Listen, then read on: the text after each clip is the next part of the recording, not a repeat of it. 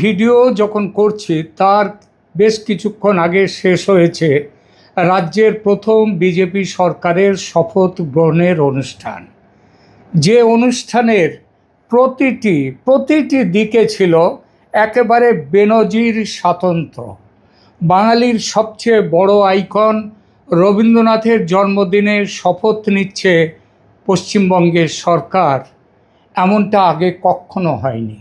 এই প্রসঙ্গে আমার দর্শকদের জন্য একটা তথ্য দিই, ভালো লাগবে। মমতা ব্যানার্জি সবসময় বাংলা ও বাঙালিয়ানা নিয়ে গলা ফাটান, নিজেকে বলেন বাংলার মেয়ে। বিজেপিকে উত্তর ভারতের অবাঙালিদের দল বলে রীতিমতো গালমন্দ করেন, কিন্তু প্রতিবারই তার শপথ নেওয়ার দিনের ধারে কাছে 25শে বৈশাখ থাকলেও সেই স্মরণীয় দিনটিতে শপথ নিয়ে রবি ঠাকুরকে সম্মান জানাবার কথা মনে পড়ে না। মমতার কোনোদিন মনে পড়েনি। 11তে নয়, 16তে নয়, এমনকি 21এও নয়। 2021-এর কথা বলি, 25শে বৈশাখ সেবার পড়েছিল মে মাসের